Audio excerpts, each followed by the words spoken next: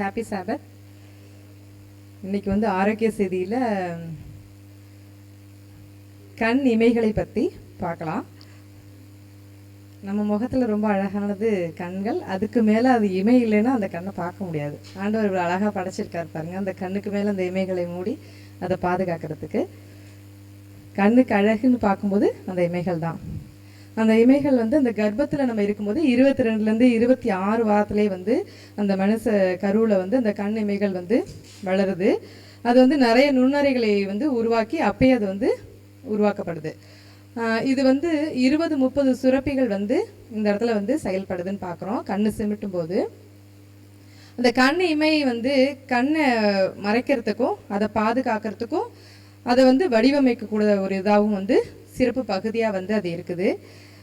கண் இமை வந்து 4 அடுக்குகளாக வந்து ஆனது.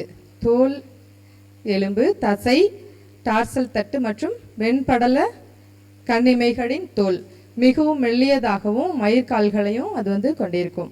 தோலின் அடியில் உள்ள அந்த உடலின் மற்ற பகுதிகளை காட்டிலும் இது வந்து பொதுவாக எந்த கொழுப்பையும் கொண்டிருக்காது அந்த இடம். எலும்பு தசை அடுக்கு உச்சந்தலையிலிருந்து வந்து இணைக்கப்படுது இது.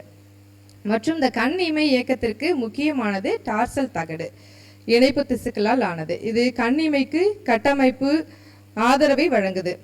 கன்ஜங்டிவான்றது வந்து கண் இமைகள் உள்பகுதியில் உள்ள ஒரு மெல்லிய அடுக்கு.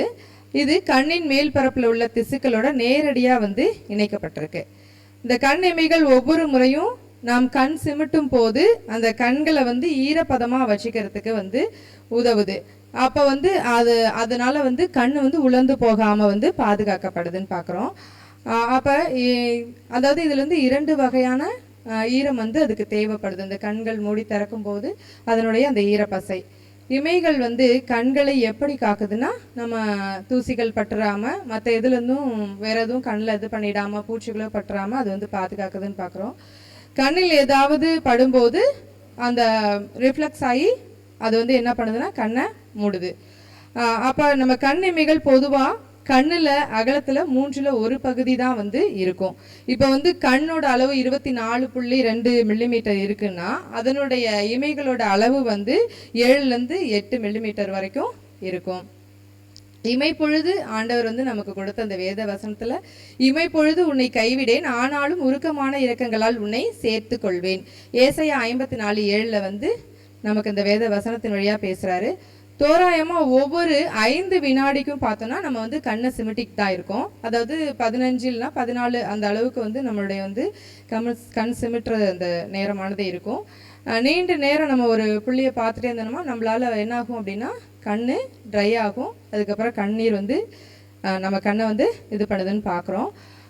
பொதுவாக வந்து ஒரு சின்ன கண் இமை எப்படி நம்ம கண்ணை பாதுகாக்குது அப்படின்றத நம்ம பார்க்குறோம். இப்போ வந்து ஆண்டவர் படைச்ச அந்த கண்ணில் அந்த கண் இமையானது சிறியதாக இருந்தாலும் அந்த கண் 3 பகுதியில் ஒரு பகுதியாக அது இருந்தாலும் அந்த கண்களை எந்த அளவுக்கு அதனுடைய பணியை செஞ்சு பாதுகாக்குதுன்றத பார்க்குறோம்.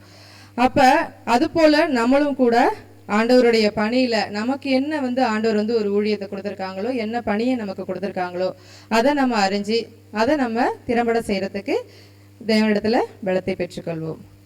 ஆமேன்.